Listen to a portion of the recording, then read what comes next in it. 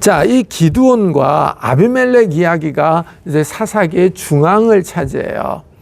이 이야기를 중심으로 해서 사사기가 역사가 흘러가는데 하향 패턴을 그려요.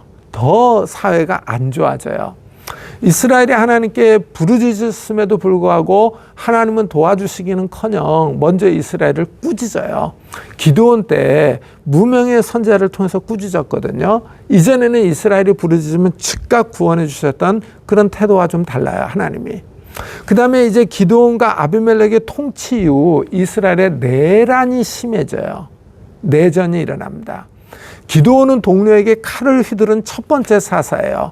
숫꽃과 브누엘이 기드온이 미드안 왕들인 세바와 살문나를 추격할 때 빵을 주지 않았거든요. 그래서 돌아올 때 그 성을 허물어 버리잖아요. 그래서 이 기드온이 아주 이 동족에게 칼을 휘두른 그런 첫 번째 사사가 돼요. 그리고 아비멜렉은요, 하나님이 세운 사사는 아니죠. 자기 스스로 왕이 된 거예요. 이 아비멜렉이 바알 신전의 돈으로 용병을 사서 기드온의 70명의 아들들을 다 죽여버립니다. 그리고 스스로 왕이 됐어요. 근데 이제 후에 세겜 사람들의 반란으로 아비멜렉과 전쟁이 벌어져요. 그래서 이 아비멜렉이 이제 죽는 이런 모습이 그려지잖아요. 그 다음에 이제 아비멜렉 이야기 이후에 그 땅이 태평하였더라라는 공식이 나오지를 않아요. 그러니까 기드온과 아비멜렉 이야기 이후에 이스라엘은 점점 더 타락해지면서 내분이 심해지는 그런 하향 구조를 갖고 있다. 이렇게 말씀드릴 수 있어요. 그 다음에 이제 입다인데, 입다가 10장 6절부터 12장 7절까지 나오거든요. 이스라엘이 다시 우상 숭배에 빠져요. 그러니까 하나님이 이스라엘을 블레셋과 암몬에 팔아버려요. 18년 동안 박해를 당합니다. 이스라엘이 이제 여호와께 부르짖으며 우상 숭배를 했다고 고백을 해요. 그러니까 하나님이 즉각 구원하지 않고 그들의 행위를 조롱해요. 조롱. 그래서 13절 14절에 보면요, 내가 다시는 너희를 구원하지 아니하리라. 가서 너희가 택한 신들에게 부르짖어 너희의 환난 때에 그들이 너희를 구원하게 하라. 그러죠. 그러니까 이스라엘이 이 부르짖으면은 하나님이 구원해 주시고, 그럼 나중에 또 타락하고, 이런 기회주의적인 태도를 계속 보이잖아요. 그러니까 하나님이 이런 태도를 비난하시는 거죠. 이스라엘이 하나님의 책망을 듣고 회개를 합니다. 우상을 버리고 하나님을 섬기며 하나님을 바라봐요. 그러니까 하나님이 이제 근심하세요. 16절에 보면은요, 여호와께서 이스라엘의 곤고로 말미암아 마음에 근심하시니라 그럽니다. 그러니까 하나님이 이스라엘이 고통당하는 것을 보고 견디지 못하는 심정을 표현하는 거죠. 이래서 하나님이 입다를 사사로 세워요. 입다는 기생이 길르앗에게서 낳은 아들이에요. 그래서 집안에서 쫓겨났었죠. 그래서 이방인 지역에서 살던 그런 사람이었는데 싸움을 잘해가지고 길르앗 장로들이 입다를 사사로 세워요. 그래서 입다가 이스라엘의 사사가 되어 암몬 자손과 전쟁에 나갑니다. 근데 이제 전쟁에 나가면서 서원을 하죠. 근데 이 서원이 잘못됐죠. 아주 대표적인 예가 되는데, 잘못된 서원의 대표적인 예가 돼요. 하나님이 암몬에 대한 승리를 주셔서 돌아올 때 자기 집에서 나와서 자기를 영접하는 자를 번제물로 드리겠다 그래요. 입다가 승리해서 집에 돌아왔을 때 입다의 딸이 먼저 나와 영접을 합니다. 그래서 서원대로 자기 딸을 제물로 바쳐요. 근데 율법을 읽어보면은 하나님은 인신제사를 명하지 않았거든요. 그러니까 입다는 이방 지역에서 오래 살았기 때문에 이방 민족의 풍속을 보고 배운 것을 그대로 행한 거죠. 자, 입다가 이제 암몬을 이겼어요. 근데 이제 문제가 에브라임 지파예요. 이 에브라임이 이 입다가 암몬과 싸울 때 그들을 부르지 않았다고 시비를 걸어와요. 그래서 길르앗과 에브라임 사이에 내전이 발발합니다. 이 길르앗이 요단 나루턱을 잡고 에브라임 사람들을 갖다가 건너지 못하게 해요. 그러면서 거기서 죽여버리는데, 그때 그 유명한 사건이 십볼렛 사건이에요. 에브라임 사람들이 이제 강을 건너가게 하라 그러면 십볼렛을 해봐라 라고 얘기를 해요. 근데 에브라임 사람들은 이 십볼렛을 발음을 어떻게 했냐면 십볼렛 이렇게 한 거예요. 된 발음을 한 거죠. 그러니까 이제 십볼렛 발음을 못하고 십볼렛 이렇게 하니까 에브라임 사람이구나 하고 쳐서 죽여버린 거예요. 이래서 42,000명을 잡아 죽인 거예요. 그러니까 우리나라식으로 얘기하면 뭐 경상도 지역 사람들이 뭐 모든 사람이 아니겠지만은 쌀 발음을 제대로 잘 못한다 그러잖아요. 살 이렇게 발음한다 그러잖아요. 그래서 이런 지역적인 이 방언 특성으로 이제 에브라임 사람들을 분별해 가지고 죽여버린 거죠. 이 에브라임 지파 사람들이 기드온 때도 시비를 걸었었어요.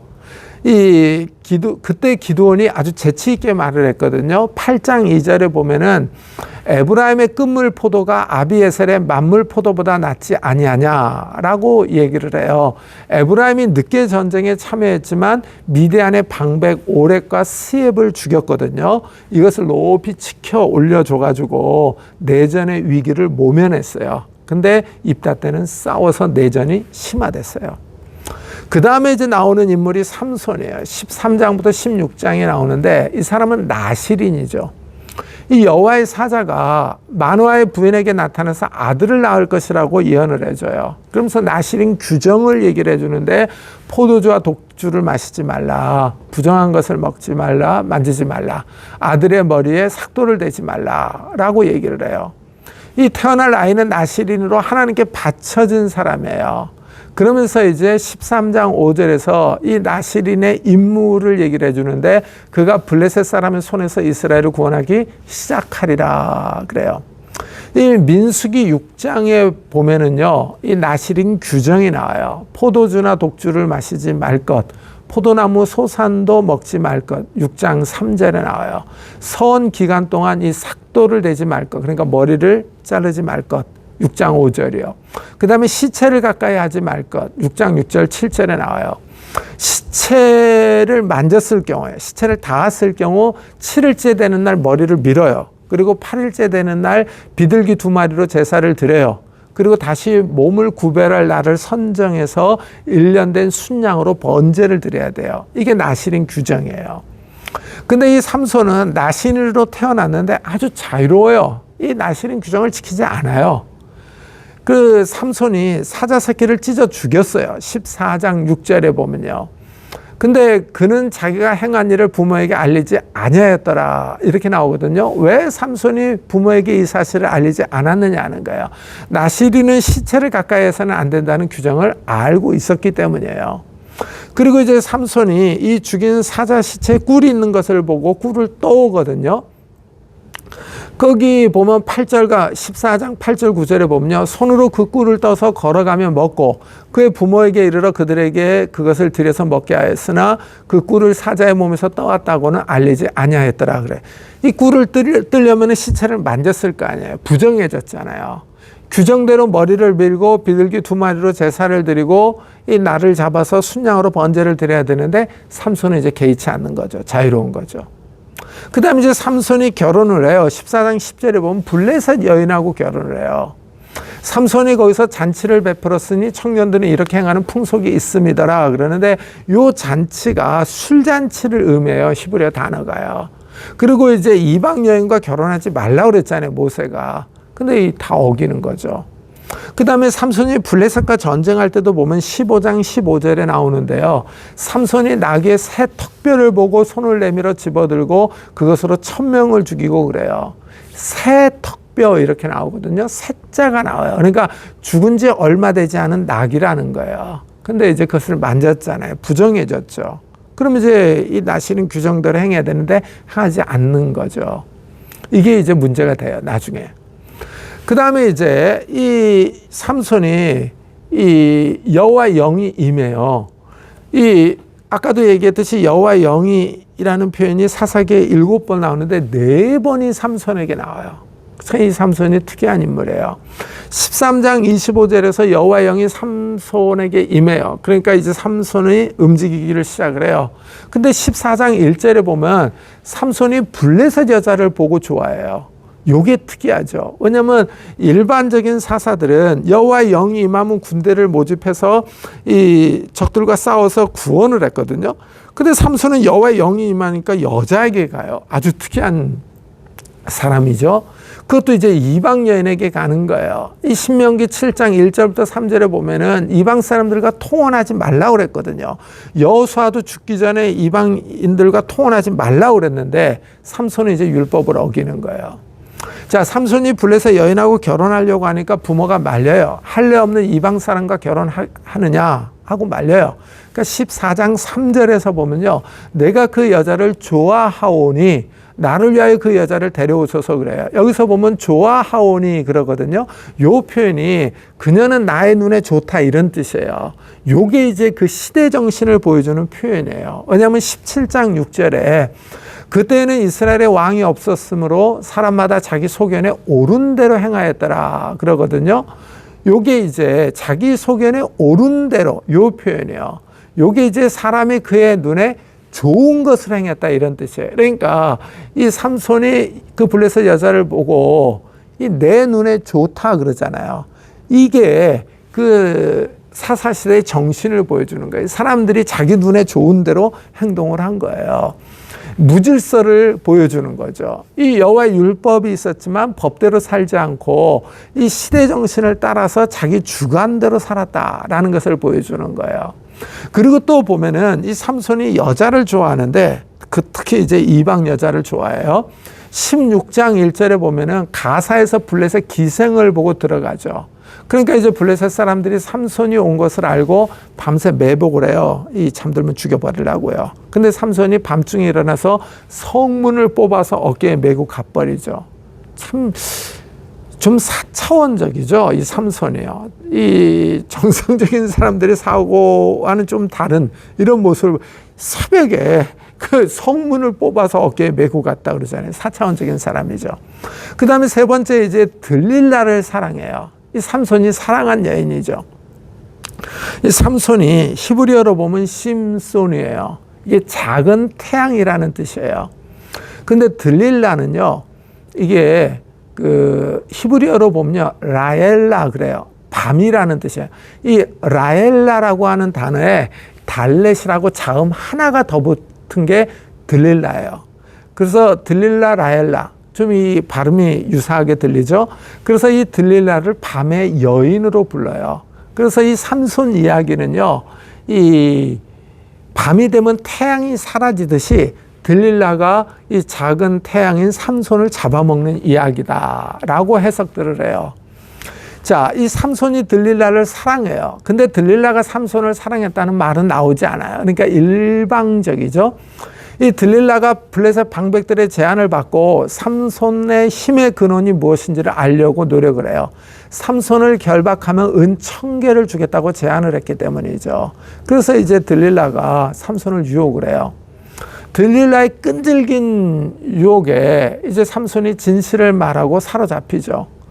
이 삼손이 들릴라에게 머리를 밀려요. 밀리고 나니까 이제 블레셋 군인들이 이제 삼손을 잡으려고 오잖아요. 그러니까 삼손이 이렇게 얘기를 해요. 16장 20절인데 내가 전과 같이 나가서 몸을 떨치리라 하였으나 여호와께서 이미 자기를 떠나신 줄을 깨닫지 못하였더라. 그래서 여호와께서 삼손을 떠나가셨다 그러죠. 그러니까 하나님의 말씀대로 살지 않고 하나님의 말씀을 어기니까 이 떠나간 거예요. 강제로 머리가 밀리고요. 그리고 이제 포로가 돼서 눈이 뽑히고 조롱거리가 됐어요. 근데 이제 하나님께서 삼손에게 은혜를 주시죠. 16장 22절에 보면은 감옥에서 그의 머리털이 밀린 후에 다시 자라기 시작하니라 그래요. 이 머리가 자라가면 힘이 또 다시 세지잖아요. 그래서 이제 이 삼손이 블레셋 사람들에게 복수를 하는데 블레셋이 이제 다곤 신정에 모여서 제사를 드리고 삼손의 재주를 보고 즐거워하죠. 이때 삼손이 다곤 신전을 무너뜨려요. 그래서 약 3,000명이 죽습니다. 그래서 이 여호와의 사자가 13장 5절에서 그가 블레셋 사람의 손에서 이스라엘을 구원하기 시작하리라 라고 한 말씀이 성취되는 거죠. 이 삼손이 아주 독특한 사람이죠. 왜냐면은 다른 사사들은 군대를 이끌고 나가서 전쟁에서 승리하는데 삼손은 혼자 싸우잖아요. 혼자. 고독한 영웅이죠. 고독한 영웅이에요. 근데 이제 삼손이 죽는데 이 죽음이 나시림법과 관련이 있는 것 같아요. 이게 참 심증은 가는데 물증이 없어요. 이게 재밌는 점인데 이 나시린이 시체에 닿았을 경우 7일째 되는 날 머리를 밀고 18일째 되는 날 비둘기 2마리로 제사를 드려야 돼요.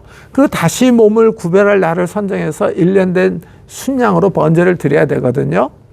근데 이 삼손은 이것을 하나도 지키지 않잖아요. 그래서 보세요. 저기 들릴라에게 강제로 머리가 밀려요.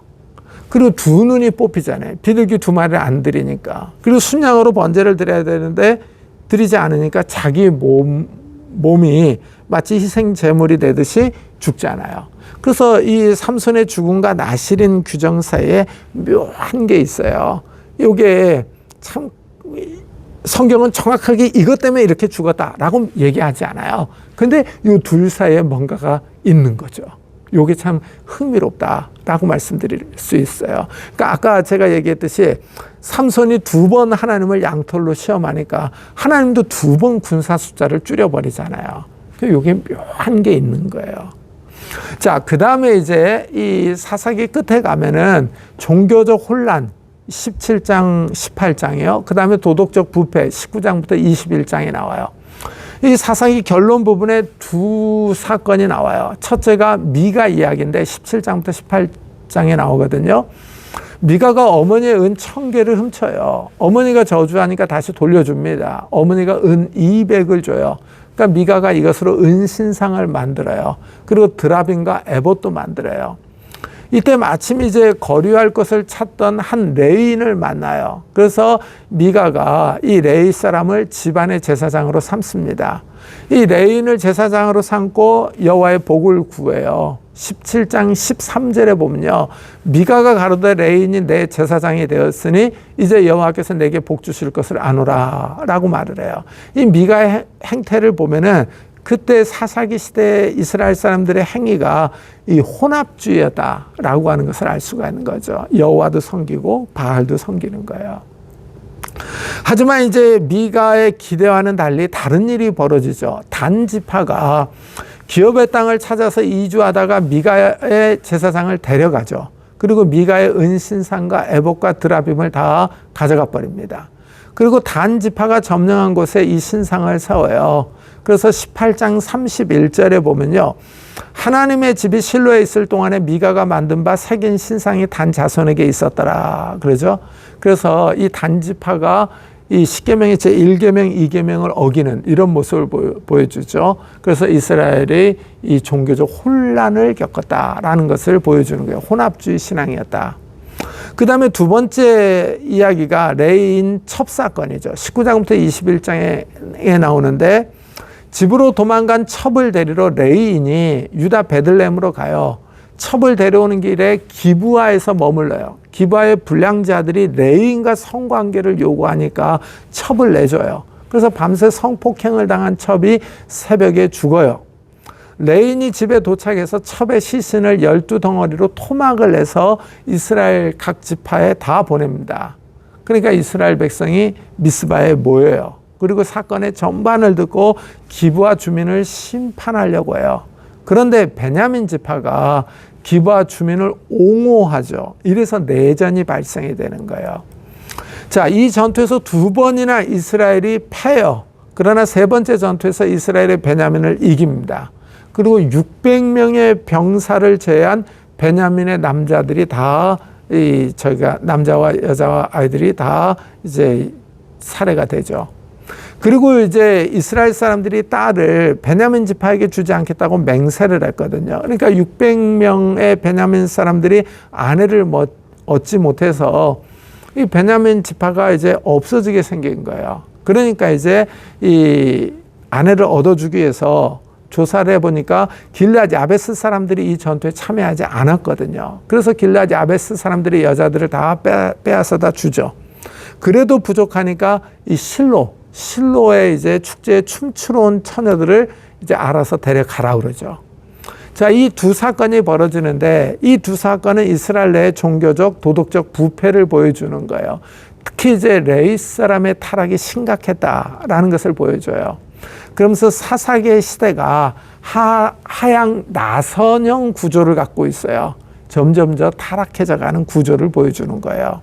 그래서 결론이 21장 25절인데 그때 이스라엘에 왕이 없으므로 사람이 각기 자기의 소견에 옳은 대로 행하였더라 그러거든요. 이게 이제 긍정적인 의미도 있어요. 각 사람이 자신의 행동에 책임을 지는 사회예요. 평등 사회죠.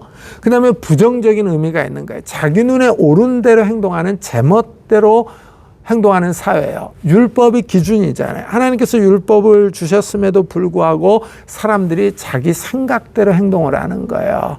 그러면서 이제 왕정 사회를 준비를 하는 거죠. 그 다음에 이 사사시대의 사회 구조가 가만히 보면 하나님이 원하시는 이상적인 사회 구조예요. 왜냐하면 이제 각 지파별로 땅을 받았잖아요. 그러면서 각 가정별로 땅을 나눠줬어요. 그래서 만 20세 이상의 남자들은 자기의 땅을 소유할 수 있어요. 땅을 소유해서 경작함으로 경제적인 독립을 이룰 수 있거든요. 이 경제적인 독립을 이루고 그다음에 여호와의 율법 안에서 정치적인 자유를 누리는 거예요. 그러니까 모든 이스라엘 사람들이 경제적으로 평등하고 정치적으로 자유로운 사회예요. 그러면서 하나님을 잘 섬기면 돼요. 근데 문제는 이제 백성이 하나님을 잘 섬기지 못하는 데 있었죠. 율법을 지키지 않은 데 있었던 거예요. 하나님께 순종하지 않으므로 이 국가에 큰 혼란이 초래되는 거예요. 이 정치적으로도 보면 지배계층이 없잖아요. 그리고 이 사사는 소명받은 자가 행하는 임시직의 세습이 아니었어요. 그리고 사사는요, 왕과 같은 내각이 없어요. 사사시대는 직업군이나 용병이 없습니다. 자기 기업을 지키려고 이 백성들이 나서는 거예요. 자원병이죠.